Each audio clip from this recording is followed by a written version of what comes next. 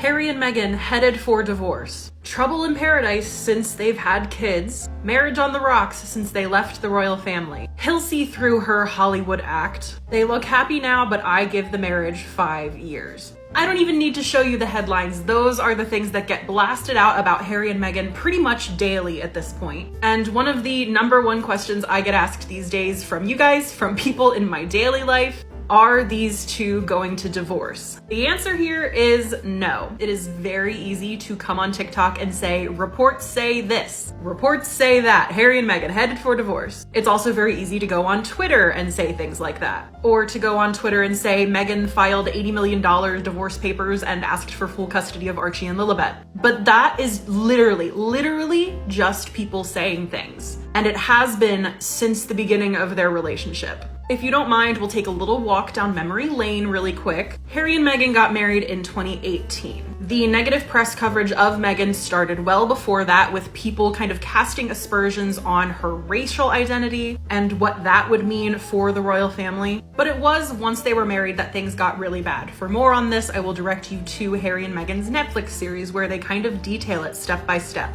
One of the main perpetrators, a person that has been called the thorn in the side of Meghan Markle since her marriage, is this guy, Dan Wooten. He is a presenter for Great Britain News, also a writer for The Sun and The Mail.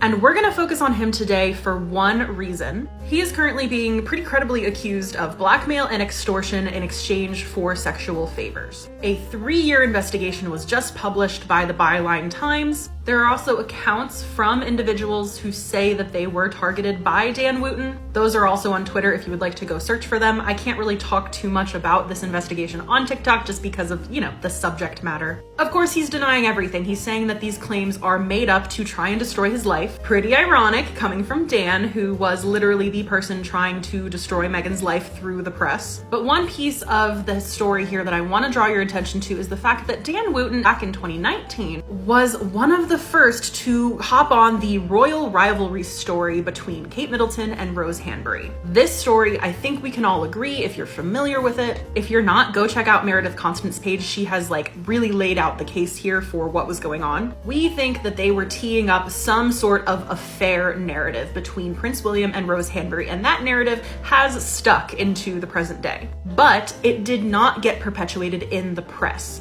In fact, Dan Wooten switched very quickly to harassing Meghan Markle with his reporting, and he kind of became a Will and Kate cheerleader. Now, we can speculate all we want about what made him switch sides so rapidly. I'm not going to do that here though, but this happened. Dan Wooten was actually the person that got the royal scoop that Harry and Meghan were planning to change up their roles within the royal family. I forget if he was the one who got the scoop about them moving to Canada or the scoop about the plans to move to Africa, but he got that scoop probably from a palace source. In exchange for what, we'll never know, but usually there is an exchange involved. Now, sometimes Dan is reporting facts, but more often he's just printing lies and subjective arguments about Meghan Markle and making you think she's a terrible person. And usually that is kind of a distraction from what is really happening within the royal family. They don't want us to talk about the Commonwealth tour, for example, how Will and Kate fumbled the ball there. It must be Meghan's fault.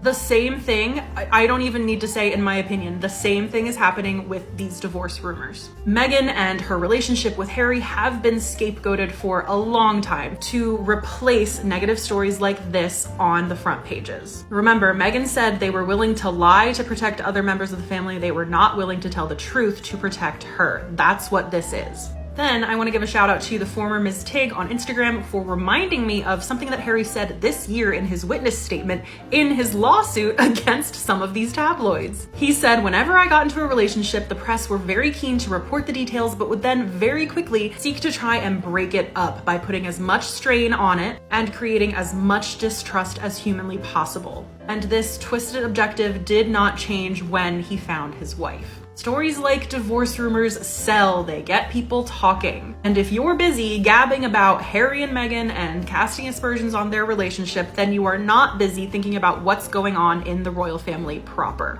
Or what's going on within the tabloids themselves who are printing this crap about them. So I regret to inform you that with this Dan Wooten stuff breaking, I think the Harry and Meghan stuff is only gonna get worse. But like, I'm literally begging you, please use some common sense. Reports say, sources say, that's not how this works. These two do not talk to anybody who is going to relay information to the British press. Just because you want them to be miserable does not mean that they are.